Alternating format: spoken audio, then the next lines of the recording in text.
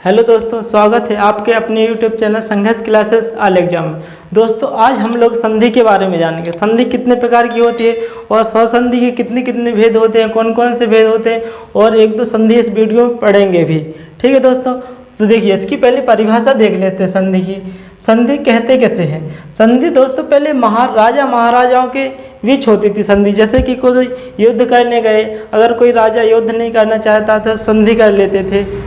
क्या कर लेते? संधि की। अब हम लोग मित्र बन के रहेंगे, युद्ध नहीं करेंगे एक दूसरे में, बल्कि दूसरे राजाओं पर युद्ध करेंगे मिलके, उसे मेल कहते थे।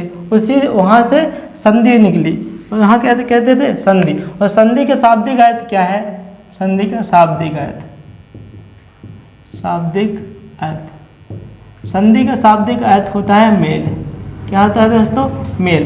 जैसे गांव देहात में बोलते हैं ना कि बेटा लड़ो मत। जो दो बच्चे जैसे कोई लड़ाई झगड़ा करते हैं तो बोल देते हैं कि बच्चे लड़े मत, मेल कर लो, मेल करके खेलो, मतलब संधि करके।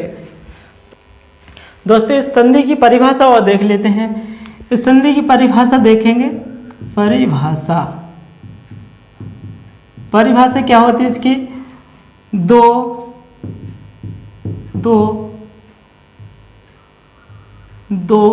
वर्णों या दो ध्वनियों के मेल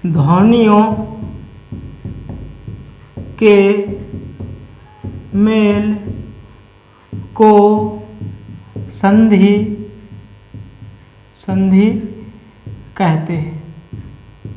कहते हैं। दो वर्णों या दो ध्वनियों के मेल को संधि कहते हैं। अब ध्वनि क्या होती है? ध्वनि अगर बोला जाए आपसे भाषा की सबसे छोटी मौखिक इकाई क्या है, तो क्या है? ध्वनि ही होती है।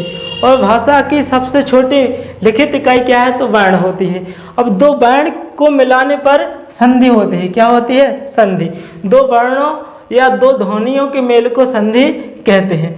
अब संधि किस प्रकार की होती है? जैसे अगर इसकी परिभाषा और जानना चाहे तो और प्रकार से भी लिख सकते हैं। दो सार्थक शब्दों के वर्णों के मेल को भी संधि कहते हैं। दो सार्थक शब्द होने चाहिए, उनके जो वर्ण होंगे वो उसको मिलाकर संधि बनेगी। जैसे थोड़ा जान लेते हैं। अगर कोई सार्थक शब्द है, क्या है?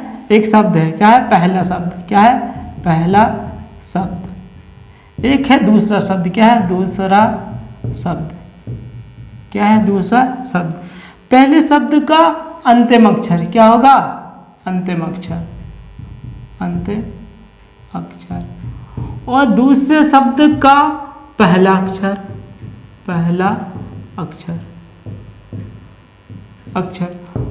को मिलाने पर हमारी संधि बनती है। क्या बनती है? संधि। पहला शब्द और दूसरे शब्द, पहला शब्द का अंतिम अक्षर हो और दूसरे शब्द का पहला अक्षर हो, उसको मिलाने पर संधि बनती है। क्या बनती है? संधि। और ये दो सार्थक शब्द होने चाहिए। क्या होने चाहिए? सार्थक शब्द, जिनका कोई अर्थ हो। क्या हो? अर्थ हो।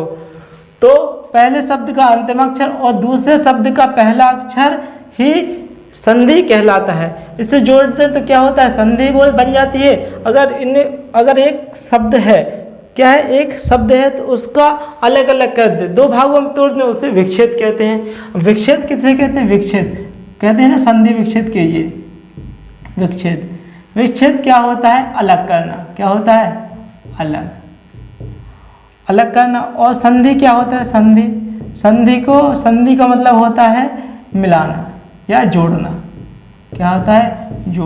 जोड़ या जोड़ना। ठीक है दोस्तों अगर पूछिए संधि मुख्यतः तीन प्रकार की होती है। कितने प्रकार की होती है? तीन प्रकार की। पहली होती है स्वर संधि। कौन सी होती है? स्वर संधि। दूसरी होती है व्यंजन संधि। कौन सी होती है? व्यंजन संधि। और तीसरी होती है विसर्ग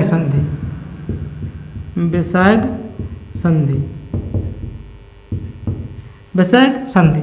अब जरा इसके बारे में कल्पना कीजिए कि इसका नाम स्वर संधि ही क्यों पड़ा, इसका नाम व्यंजन संधि ही क्यों पड़ा, इसका नाम विसर्ग संधि ही क्यों पड़ा। देखिए दोस्तों मैं बताता हूँ आपको। स्वर संधि इसलिए पड़ा, देखो आप जितने भी व्यंजन हैं, क्या है? व्यंजन, जितने भी वर्ण हैं, वे हमेशा स्वर के साथ स्वर हैं, उसमें कुछ व्यंजन है और अयोगवाग विसर्ग भी है। विसर्ग किस में आता है? अयोगवाग। पूरे वर्ण 3 ही प्रकार के हैं, एक तो स्वर और व्यंजन और अयोगवाग। अयोगवाग है वर्णमाला में आप लोगों ने पढ़ा होगा, अयोगवाग। अयोगवाग हमेशा 2 ही होते हैं केवल, अंग और आहा। क्या होता है? अंग और आहा। अंग को बोलते हैं अनुस्वर, क्या बोलते हैं? अनुस्वर। और आहा को बोलते हैं विसर्ग, क्या बोलते हैं? विसर्ग। इसी आहा से मिलकर बनी है, निकल कर आई है विसर्ग संधि। क्या निकल कर आई है? विसर्ग संधि। जब हम विसर्ग संधि पढ़ेंगे इसके भी पूरी डिटेल जानेंगे, व्यंजन संधि की भी डिटेल जानेंगे और स्वर संधि की भी डिटेल जानेंगे। तो अभी स्वर संधि देख लेते हैं, इसके प्रकार देखते हैं। इसमें इसके प्रकार नहीं होता, इसके नियम होते हैं। इसमें 24 नियम पढ़ने होते हैं। कितने? 24। और 24 नियम हम आप लोगों को ऐसा पढ़ा देंगे कि आपको जिंदगी भर कभी भूलेगा नहीं। संधि एक बात से कहें तो आपको पूरी जिंदगी पढ़ने की जरूरत नहीं पड़ेगी। ठीक है दोस्तों। अब स्वर संधि कब होगी?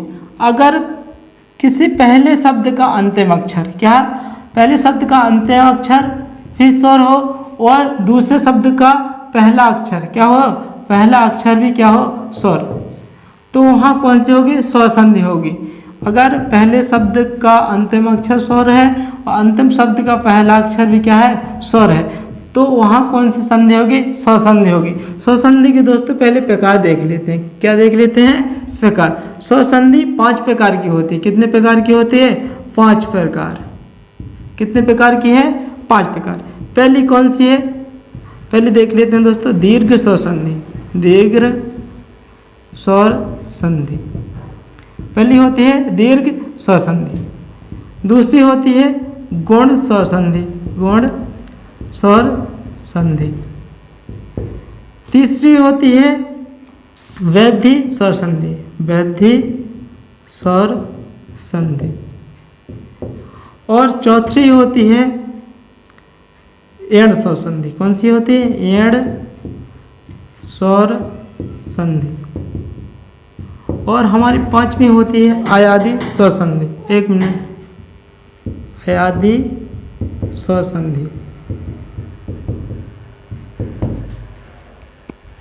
ये संधि हमारे 5 प्रकार की हो गई। कौन कौन सी? पहले दीर्घ स्वर संधि, गुण स्वर संधि, वैधि स्वर संधि, एण स्वर संधि और आयादी स्वर संधि। हम लोगों को ये स्वर संधि 5 ही प्रकार की पढ़नी है। कितने प्रकार की? 5 प्रकार की। तो दोस्तों पहले पढ़ेंगे हम लोग दीर्घ स्वर संधि। कौन सी पढ़ेंगे? दीर्घ स्वर संधि। ठीक है दोस्तों अब हम स्वर संधि की पहली संधि देखते हैं, दीर्घ स्वर संधि। अब दीर्घ स्वर संधि की इतने सारे हमने एग्जाम्पल लिखे हुए हैं और सारे एग्जाम्पल ही बहुत अच्छे तरीके से आपको समझाऊंगा और एक भी उदाहरण ऐसा नहीं होगा जो आपको नहीं आएगा, मैं गारंटी देता हूँ। इसको आप देख के ही पहचान जाएंगे, कोई भी शब्द हो देख के ही पहचान जाएंगे इसमें कौन सी संधि है। दोस्तों पहले दीर्घ स्वर संधि देख लेते हैं। दीर्घ स्वर संधि कब होती है? दीर्घ, अगर इसमें सारे जो शब्द लिखे हैं दीर्घ स्वर संधि की ही उदाहरण है। इसमें कैसे पहचानेंगे इसमें दीर्घ स्वर संधि है? तो इसका जान लेते हैं। इसकी ट्रिक क्या है? इसकी पहचानने की ट्रिक है, इसमें हमेशा कोई भी शब्द इसमें आपको बड़ा आ, बड़ी ई और बड़ा ऊ का स्वर देखे और समझ जाना इसमें दीर्घ स्वर संधि है। देखो दीर्घ स्वर संधि की पहचान क्या है? बड़ा आ, बड़ी ई और बड़ा ऊ। दीर्घ स्वर संधि पढ़ते ही अपन यही है, बड़ा आ, बड़ी ई और बड़ा ऊ।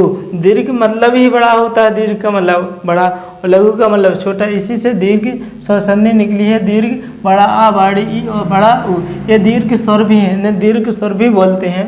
इसमें कैसे पहचाने कि इसमें दीर्घ स्वर संधि है? तो देखो इसमें बड़ा आ का स्वर दिख रहा है, बड़ा आ किस में आता है? दीर्घ में। इसमें भी बड़ा आ का स्वर, इसमें भी बड़ा आ का स्वर, इसमें बाड़ी ई का स्वर। देखो इसमें बाड़ी ई का स्वर, इसमें भी बाड़ी ई का स्वर, इसमें भी बड़ा ऊ का, इसमें बड़ा ऊ का, इसमें भी बड़ा ऊ का। तो अपन पहचान जाएंगे इसमें कौन सी है? दीर्घ स्वर संधि। अपन लोगों को तो सब शब्द में बड़ा आ, बड़ी ई और बड़ा ऊ ही देखना है केवल। ठीक है, दोस्तों अब कुछ लोगों को संशय होगा इसमें, इधर ए संधि विच्छेद कहाँ से करेंगे। अगर इसका बोल दिया कि इनका संधि विच्छेद कीजिए तो संधि विच्छेद किस प्रकार से करेंगे। तो देखिए दोस्तों, जहाँ भी बड़ा आ और बड़ा ई और बड़ा ऊ का स्वर मिले वहीं से संधि विच्छेद होगा, क्योंकि पता ही नहीं चलता कि संधि विच्छेद कहाँ से करें। तो जहाँ भी बड़ा आ, बड़ी ई और बड़ा ऊ का स्वर मिले वहीं से संधि विच्छेद होगा। तो विद्यालय का अगर संधि विच्छेद करेंगे तो क्या बनेगा, विद्या प्लस आलय। क्या बनेगा, विद्या प्लस आलय। और देखो जो बनेंगे जिनका संधि विच्छेद करेंगे दो सार्थक शब्द होने चाहिए। कैसे होने चाहिए, सार्थक शब्द। विद्या का मतलब ज्ञान, आलय का मतलब होता है घर, तो विद्यालय मतलब ज्ञान का घर या विद्या का घर। अब देखो देवालय, अपन को संधि विच्छेद करते समय ये भी विशेष ध्यान रखना है कि दो जो शब्द निकलेंगे तो सार्थक शब्द होने चाहिए। कैसे होने चाहिए, सार्थक शब्द। और देखो इधर बड़ा आ का स्वर है, इधर भी बड़ा आ का स्वर है, तो कौन सी हो जाएगी, इधर बड़ा आ बन जाएगा। तो इसकी स्वर संधि की पहचान ही है कि दोनों साइड क्या होने चाहिए, स्वर होना चाहिए। क्या होने चाहिए, स्वर।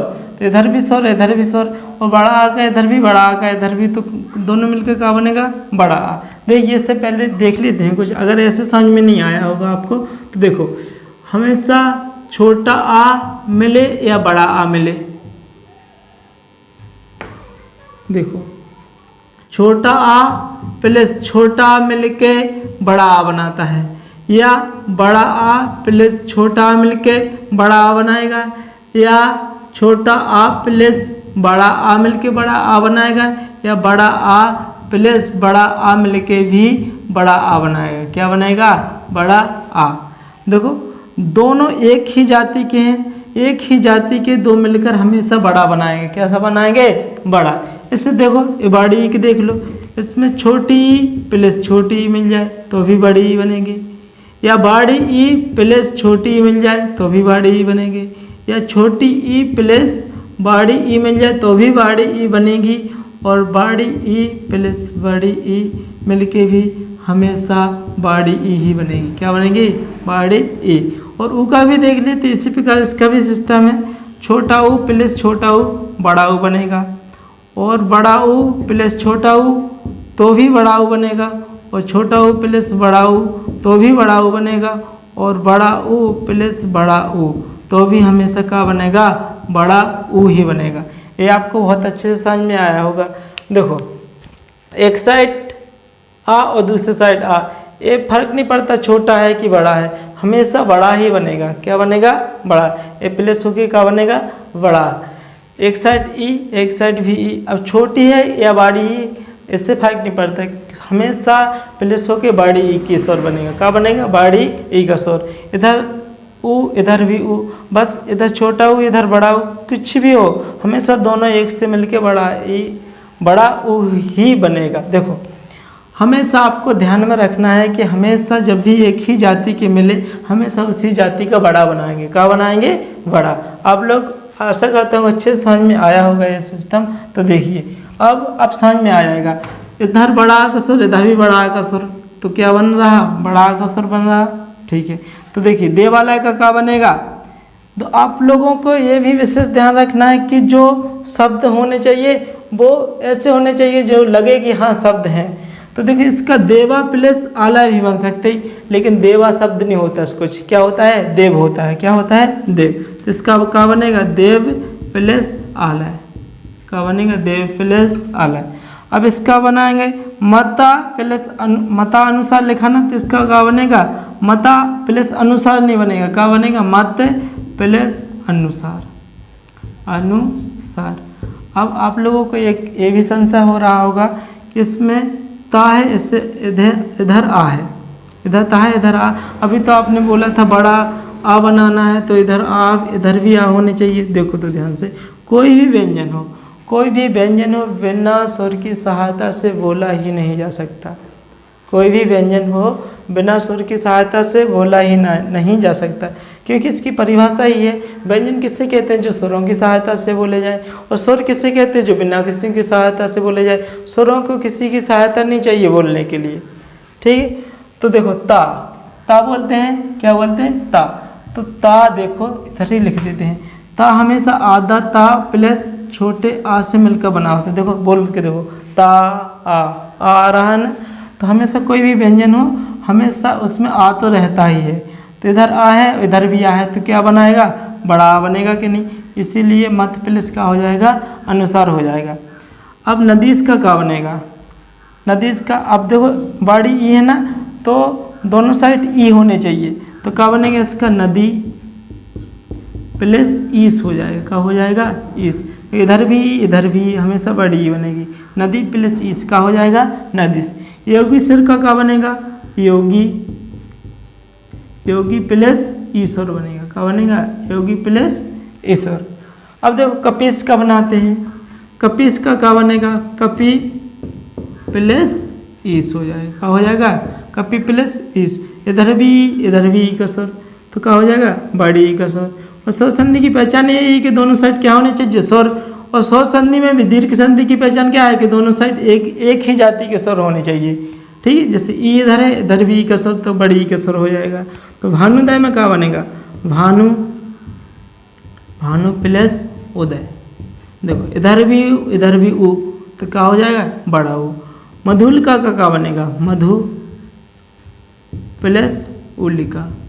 क्या बनेगा, मधु प्लस उलिका। भूर्जा का क्या बनेगा, तो इसका बनेगा भू प्लस ऊर्जा। क्या बनेगा, भू प्लस ऊर्जा। इधर भी बड़ा ऊ का, इधर भी बड़ा ऊ का, मिलके बड़ा ऊ का स्वर बनेगा। ठीक है दोस्तों, मैं आशा करता हूँ आपको दीर्घ स्वर संधि अच्छे से समझ में आई होगी। दोस्तों तो मैं आशा करता हूँ यह वीडियो आपको बहुत अच्छे से समझ में आई होगी। दोस्तों अगर वीडियो अच्छी लगी तो वीडियो को लाइक और हमारे चैनल को सब्सक्राइब जरूर कर लें। मिलते हैं एक अगली वीडियो में गुण स्वर संधि के साथ। तब तक के लिए जय हिंद दोस्तों।